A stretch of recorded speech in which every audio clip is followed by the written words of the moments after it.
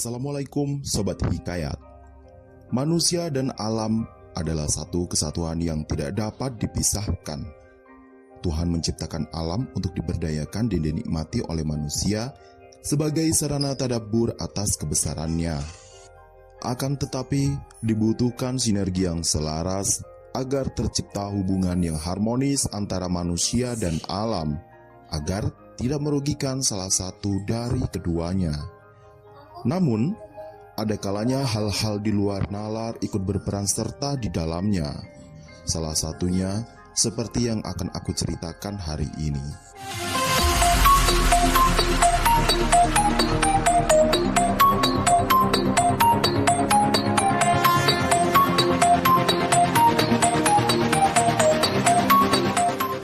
Perkenalkan, namaku Bobby. Aku adalah mahasiswa semester ganjil pada salah satu universitas ternama di Jawa Timur. Salah satu hal yang aku sukai adalah mengalahkan tantangan. Itu sebabnya tahun ini aku mengikuti unit kegiatan mahasiswa pecinta alam. Ini adalah kali pertama aku mengikuti diklat lapang mahasiswa pecinta alam yang diadakan oleh UKM fakultasku. Berbeda dengan diklat lapang pada umumnya, kali ini kami dibagi menjadi beberapa kelompok dan jalur pendakian di gunung yang berbeda. Aku bersyukur mendapat kelompok yang berpengalaman dengan jalur pendakian yang tidak begitu berat. Setidaknya, itu menurutku. Jam briefing sore itu di halaman depan gedung UKM kami lalui dengan lancar. Saat itu, senior pembina sangat mengayomi kami lebih dari yang kami harapkan. Mereka mengecek semua perlengkapan yang diisyaratkan dengan sangat teliti. Karena pendakian ini bukan pendakian biasa, begitu kata Hervito, salah satu temanku yang mengikuti diklat kali itu. Aku jadi tidak sabar dengan apa yang akan kami lewati hari itu. Waktu sudah menunjukkan pukul 4 sore ketika kami selesai briefing. Beberapa dari kami mengambil wudhu untuk melakukan sholat asar berjamaah di musola fakultas yang letaknya tidak jauh dari gedung UKM. Dalam doa selepas sholat, keselitkan permohonan kepada Allah agar acara diklat ini berjalan dengan lancar seperti yang kami harapkan. Pukul 4:30 sore kami sudah ada di dalam mobil L sewaan panitia. Tahun-tahun sebelumnya, biasanya panitia menyewa truk tentara untuk mengangkut 30-an orang sekaligus. Tapi berhubung kali ini kami dibagi menjadi beberapa regu dan tujuan, jadi panitia hanya menyewa beberapa bus Elf saja. Sebenarnya, perjalanan yang kami tempuh tidak begitu jauh jika dibandingkan dengan grup lain. Perjalanan ini hanya memerlukan waktu beberapa jam saja. Tapi jalur yang dilewati ini lumayan terjal, jadi cukup membuat pegal sekujur badan. Waktu menunjukkan pukul 8 malam ketika kami sampai di base camp pendakian. Beberapa penduduk setempat yang sedang bercengkrama di teras basement mendatangi kami dan menanyakan keperluan kami. Kata salah satu teman yang ikut dalam grup pendakianku, tidak biasanya base camp di pendakian di gunung ini ditunggu oleh warga, tapi entah mengapa kali ini berbeda.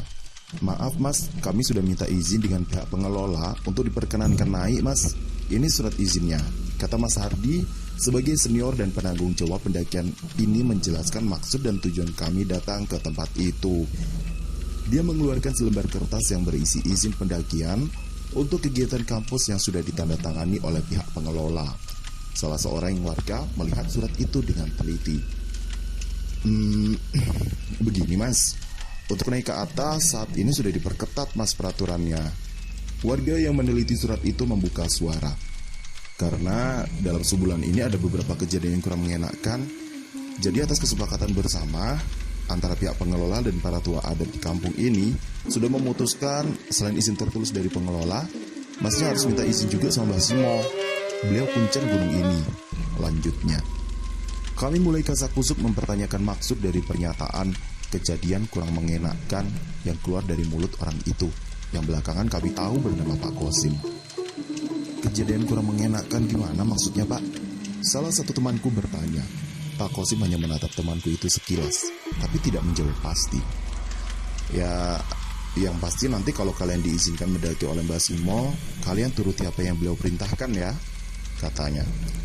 Rumah Mbah Simo nggak begitu jauh dari sini kok, tapi kalau naik mobil nggak bisa. Kalau jalan juga lumayan jauh, jadi kalau mau ke sana sampai nyari ojek aja, kata Pak Kosim. Di sekitaran gang yang sampai lewatin barusan ada pos ojek, coba aja ke sana. Pak Kosim menyarankan. Dia menuju ke salah satu arah tempat kami datang. Aku lihat di arah yang dia tunjuk, memang di kejauhan ada semacam pos ronda yang dimanfaatkan sebagai pos ojek sekaligus oleh warga sekitar. Aku hanya melihat sebuah motor dengan seorang tukang ojek yang duduk di atasnya. Dari kejauhan, aku yakin sekali kalau dia sedang menatap kami. Bulu kuduku meremang. Baik Pak Kosim, terima kasih atas sarannya ya Pak. Saya titip teman-teman di sini boleh kan Pak? Kata Mas Hardi. Pak Kosim mengangguk. Ayo Bob, temenin saya ke Mbak Simo. Mas Hardi mengajakku. Sebenarnya aku sedikit ragu, apalagi jika harus berboncengan dengan tukang ojek misterius itu. Kulihat sekilas tukang ojek itu masih menatap kami di kejauhan. Bulu kuduku tak berhenti meremang. Saya nunggu di sini aja deh Mas, kataku menolak halus. Udahlah, ayo. Mas Hardi menarik lenganku. Dengan berat aku langkahkan kakiku mengikutinya. Sekitar 50 meteran aku dan Mas Hardi menapaki jalan makadam ini. Jalanannya agak menurun, jadi tidak perlu mengeluarkan tenaga ekstra untuk menapakinya. Udara yang dingin dan kabut yang menghalangi pandangan tidak menyurutkan langkah Mas Hardi yang sudah beberapa meter ada di depanku. Pemandangan di sini bisa saja sangat indah jika matahari menyinarinya. Bagian sisi kirinya jurang yang lumayan landai. Di lembahnya tampak kerlap-kerlip di beberapa titik yang menunjukkan bahwa itu adalah pemukiman warga yang hanya terdiri dari beberapa rumah saja. Di sisi sebelahnya lagi tanah berbukit yang ditumbuhi dengan tanaman perdu dan semak belukar. Selain ada beberapa pepohonan yang tinggi menjulang. Pos ojek semakin dekat. Kuperhatikan tukang ojek itu diam tak bergeming. Dia tidak bergerak sama sekali, setidaknya untuk beberapa menit. Kali ini dia sedang menatap ke depan, bukan ke arah kami lagi. Meskipun dia tahu kalau kami menghampirinya, tapi dia tidak menengok sebentar pun ke arah kami. Mas ojek ya? Tanya Mas Hardi kepadanya ketika kami sudah berjarak 2 meteran darinya. Saat itulah baru dia menengok dan melihat kepada kami. Dia menatap kami berdua dari ujung rambut sampai ujung kaki. Aku merasa risih diperhatikan dengan cara seperti itu. Mas ini ojek kan? Tanya Mas Hardi lagi. Mau ke rumah Mbak Simo ya? Dia balik nanya. Mas Hardi melihatku sekilas, lalu dia mengangguk. Yaudah ayo, kata tukang ojek itu kemudian. Aku dan Mas Hardi berboncengan bertiga menuju rumah Mbak Simo. Beruntung rumah Mbak Simo ada di arah menurun dari pos ojek. Jadi motor botu tukang ojek itu tidak perlu mengeluarkan tenaga ekstra untuk mengangkut kami bertiga sekaligus. Dari pos ronda, motor melaju pelan ke arah bawah dan berbelok ke utara, di pertigaan yang berseberangan dengan jurang yang landai tadi. Kami melewati beberapa blok kebun apel dan pohon pinus yang tinggi menjulang. Aroma pinus yang khas menusuk hidungku, ia sedikit menenangkan. Udara dingin pegunungan yang dingin semakin menembus pori-pori kulitku karena motor yang dikemudikan tukang ojek itu melaju lumayan kencang. Selain lampu sepeda motor, kami hanya diterangi oleh sinar bulan yang kebetulan malam itu lumayan terang. Mas, sebenarnya mas-mas ini mau naik buat keperluan apa ya? Tanya tukang ojek itu memecah keheningan. Mas Hardi menjawab, buat diklat kegiatan kampus mas. Oh, emang ada berapa orang yang ikut? Tanya tukang ojek itu lagi. 12 orang mas, 10 anggota, 2-nya lagi pembimbing, jawab Mas Hardi singkat. Mas, emang di sini pernah ada kejadian yang gak mengenakan ya? Tanyaku kepada tukang ojek itu. Tapi dia tidak menjawab. Kalau boleh tahu, kejadian apa ya mas? Lanjutku. Dia tetap diam. Lalu dia menjawab, gak ada kejadian apa-apa kok mas. Gak tahu itu kenapa orang-orang itu selalu berkata begitu. Sepertinya orang-orang itu ada kepentingan sendiri terhadap apa yang ada di gunung ini, makanya melarang orang yang mau naik, katanya. Jadi sebenarnya gak ada kejadian apa-apa kan mas? Mas Hardi kali ini yang bertanya. Enggak, gak ada apa-apa kok. Saya malah curiga kalau ada main antara Pak Kosim dengan Mbak Simo. Maksudnya mas? Tanyaku. Ya jadi sepertinya mereka bikin kesepakatan untuk bikin alasan agar orang tidak naik ke atas, karena ada rahasia besar yang sedang mereka sembunyikan. Aku dan Mas Hardi terdiam karena tidak tahu harus menanggapi apa atas perkataannya barusan. Akhirnya motor yang dikemudikan tukang ojek itu berhenti tepat di depan rumah Mbah Simo. Rumah ini terpencil dan hanya sendiri di tengah-tengah hutan. Rumahnya berbentuk panggung dengan dindingnya terbuat dari anyaman bambu dan atapnya terbuat dari rumbai. Aku dan Mas Hardi berjalan menapaki pelataran rumah Basimo dengan hati-hati. Bagi kami yang terbiasa tinggal di perkotaan, melihat situasi yang seperti ini adalah sebuah pengalaman yang sangat luar biasa. Terbayang olehku adegan film horor dengan rumah terpencil di tengah hutan. Mas Hardi berjalan beberapa langkah di depan. Ia menapaki anak tangga dengan pelan. Suara decitan kayu reot anak tangga itu membuat suasana semakin mencekam. Pendaran lampu uplik yang ditempelkan pada salah satu tiang kayu penyangga atap membantuku agar bisa melihat keadaan sekeliling dengan jelas. Assalamualaikum. Mas Hardi mengetuk pintu bambu itu beberapa kali. Sebenarnya pintunya tidak terkunci. Pintu itu tertutup tapi tidak rapat. Ada celah 5 cm yang kami lihat dan nampak dari kami sedikit situasi dalam rumah dari celah pintu itu. Assalamualaikum, Mbah Basimo.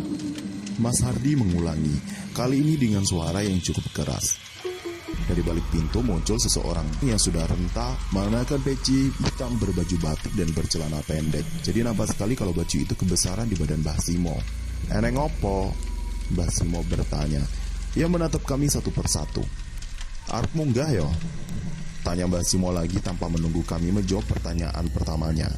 Inje mbah, kata Mas Hardi. Basimo tidak menjawab. Ia berjalan pelan keluar rumah dan dia melihat pada langit malam. Pandangannya disapukan pada lingkungan sekitar. Agak lama dia memandangi tukang ojek yang membawa kami. Tukang ojek itu mengalihkan pandangannya dari kami. Lebih tepatnya dari pandangan Basimo. Seperti dia tidak ingin dikenali oleh Basimo. Ojo munggah, kata Basimo kepada kami tanpa melepaskan pandangannya kepada tukang ojek itu. Nek awak ora gelem ciloko. Lanjutnya, bulu kuduku meremang. Aku mendekati Mas Hardi yang sedari tadi mengikuti kemana arah Basimo berjalan. Ku tarik ujung baju Mas Hardi, memberi isyarat agar kami mematuhi apa yang Basimo katakan. Mas Hardi tidak berkeming. Oten menopo to mbah? Tanya Mas Hardi lagi. Ojo munggah nek awakmu ora gelem ciloko, kata Mbah Simo kemudian. Lalu dia masuk ke dalam rumahnya, pintunya ditutup rapat. Kami menuruni anak tangga rumah Mbah Simo dengan terburu-buru. Kejadian ganjil barusan membuat kami merinding dan ketakutan. Apa yang Mbah Simo katakan tadi cukup membuat kami berpikir ulang tentang pendakian kami malam ini. Ayo mas, kita ke base camp, kata Mas Hardi seraya menaiki sepeda motor tukang ojek itu. Tukang ojek itu menyeringai. Gimana? Pasti nggak boleh naik kan? Tanyanya kepada kami. Iya mas, katanya kalau kami naik bisa celaka, jawab Mas Hardi. Tukang ojek itu tertawa terbahak-bahak. Bagiku, tertawa di saat kejadian seperti ini adalah sesuatu yang mengerikan. Kalian itu gampang banget dibodohi orang-orang tua itu ya, kata tukang ojek itu kemudian. Maksudnya mas? Tanyaku.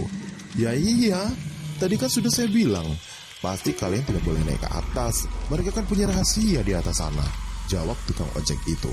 Di balik spion kuliah dia menatapku tajam. 3 hari yang lalu juga begitu. Ada orang-orang yang naik dan turun juga masih sehat saja. Lanjutnya, masa mas? Mas gak bohong kan? Tanya Mas Hardi. Buat apa saya bohong? Kalian mau naik ataupun gak jadi naik, sama sekali tidak ada untungnya buat saya. Beda lagi kalau Mbah Kosimo dan Pak Kosim bohong ke kalian.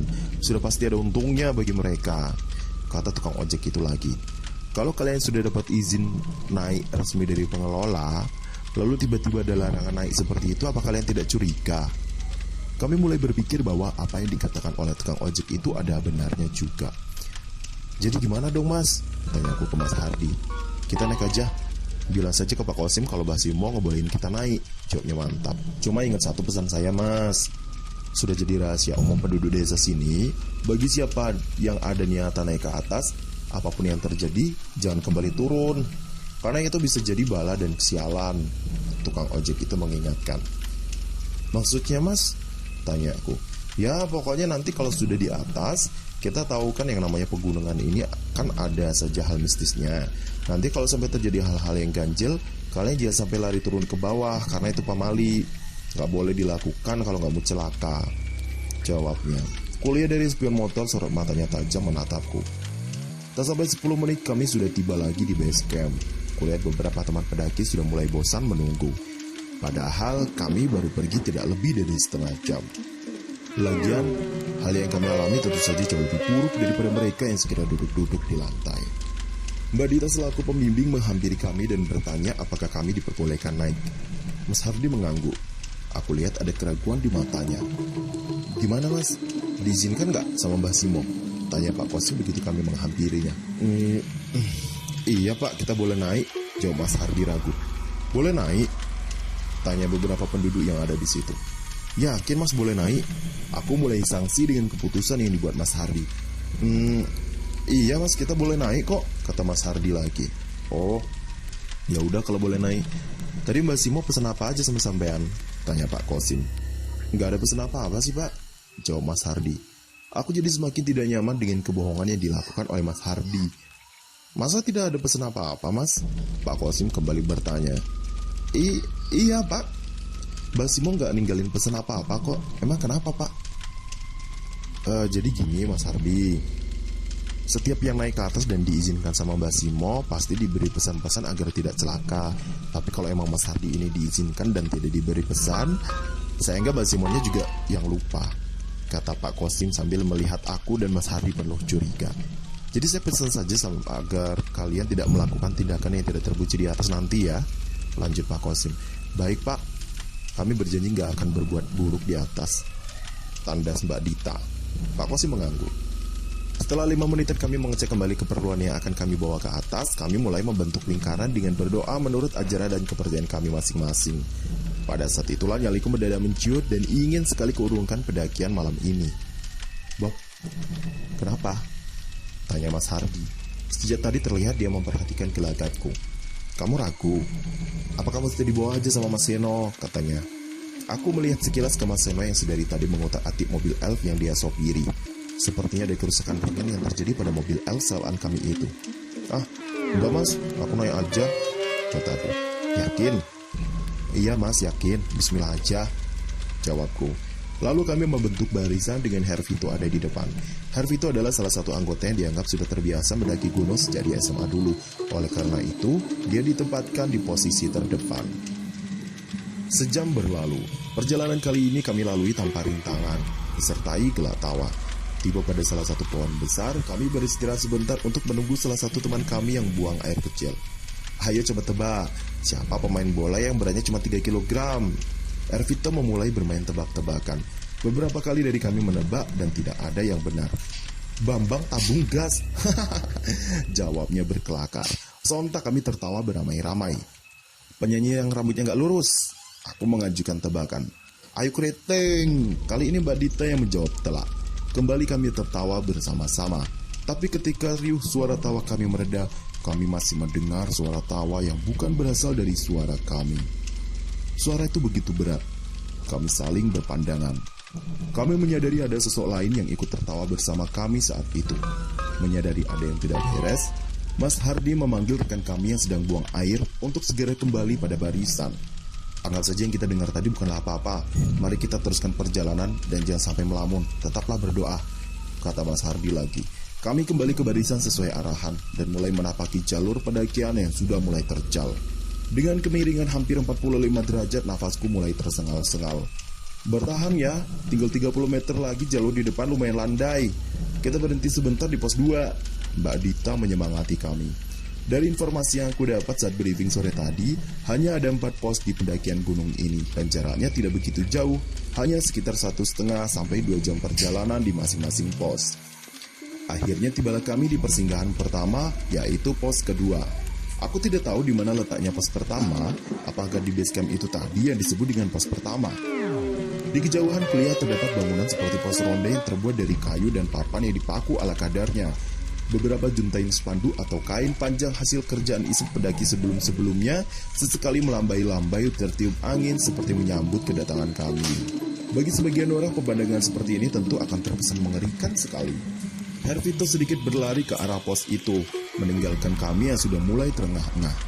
Aku heran, dari mana Hervito mendapat tenaga sekuat itu. Dalam kelelahan seperti ini pun masih pula dia berlari-larian seperti itu. Hati-hati Vito, Mas Hardi berteriak memperingatkannya. Tapi nampaknya Hervito tidak memperdulikannya. Dia terus berlari ke arah pos 2 tersebut. Mungkin dia gak sabar pengen istirahat, batinku.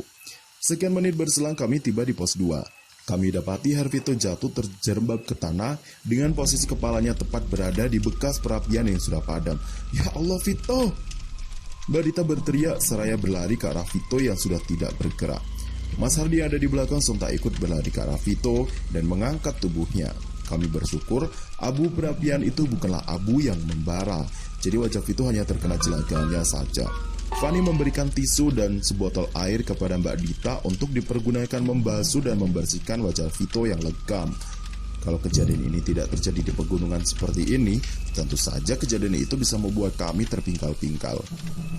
Vito, Mas Hardi menggoyang-goyangkan tubuh Vito, berharap dia terbangun dari pingsannya. Kami bersyukur karena Vito akhirnya siuman juga dari pingsannya. Matanya mencecap. Lalu ia membenarkan posisi duduknya. "Kamu kenapa tadi?" tanya Mas Hardi. "Saya kan sudah bilang agar kamu hati-hati," lanjutnya. Vito hanya menggelengkan kepala berharap pikirannya kembali normal. Saya tadi lihat di pos ini ada kakak saya, Mas." Kami kaget mendengar pengakuan Vito. Kutelusuri pandanganku, tidak kutemukan seorang pun di sana selain kami.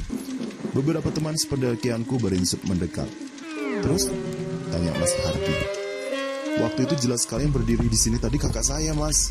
Dia panggil nama saya, makanya saya berlari mendekat. Dia bertiga dengan temannya, tapi temannya itu saya nggak tahu.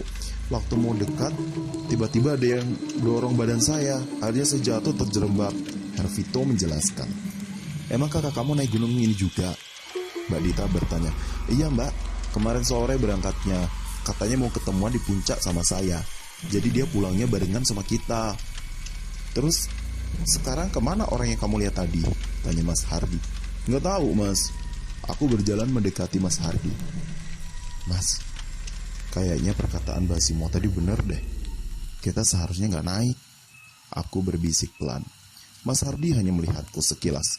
"Jangan ngaco kamu," katanya balas berbisik. Ya udah, anggap aja apa yang terjadi dengan Hervito tadi adalah ilusi. Kalau badan lelah ditambah suhu yang dingin, bisa saja kita berilusi. Jadi kita rehat dulu 15 menit di pos ini ya. "Jangan berhenti berdoa," kata Mas Hardi memberi perintah kepada kami. Kami menurut. Dengan berkerumun, kami mengitari bekas bakaran api di mana tadi Vito terjerembab. Tiba-tiba beberapa dari kami mendengar suara orang berteriak. "Suara apa tuh?" tanya Dewi. Dia termasuk yang mendengar suara itu. "Iya benar, suara apa barusan ya?" Kali ini Sabto yang bertanya. Aku heran dengan mereka berdua karena aku sendiri tidak mendengarkan apa-apa. "Suara apa? Kalian dengar suara apa?" Mas Hardi bertanya kepada Dewi dan Sabto. "Saya dengar suara orang teriak Mas, kayak orang minta tolong gitu," kata Dewi yang disertai anggukan Sabto. Kami mulai kasak-kusuk, karena di antara kami hanya mereka bertiga yang mendengarkan teriakan itu. "Kalian tidak bercanda kan?" tanya Mbak Dita. "Demi Allah Mbak, tuh kan kedengar lagi." Dewi mulai ketakutan. Hal ini membuat kami semakin kalut. Aku bertatapan dengan Mas Hardi. Aku menggelengkan memberi kode agar pendakian ini jangan diteruskan. "Mungkin iklim di sini kurang bagus buat kita. Kita langsung naik ke pos berikutnya aja yuk. Semoga di pos nanti kita bertemu dengan pendaki lain," kata Mas Hardi memberi perintah kepada kami. Dia melihatku tajam seolah ingin berkata bahwa semuanya akan baik-baik saja. Aku pasrah. Perjalanan ke pos 3 ini kami lalui dengan begitu tegang. Kulihat Dewi berkali-kali menutup telinganya, dan Sabto beberapa kali merapal doa-doa. Gerakan bibirnya begitu mudah dilihat. Mungkin itu sebagai upaya agar dia tidak didera rasa takut. Aku sendiri terkejut ketika Andi melewatiku. Andi ada di barisan paling belakang sendiri. Ia berjalan mendekat Mas Hardi yang ada di depanku, di barisan ketiga dari belakang. Dia membisikkan sesuatu. "Ada apa?"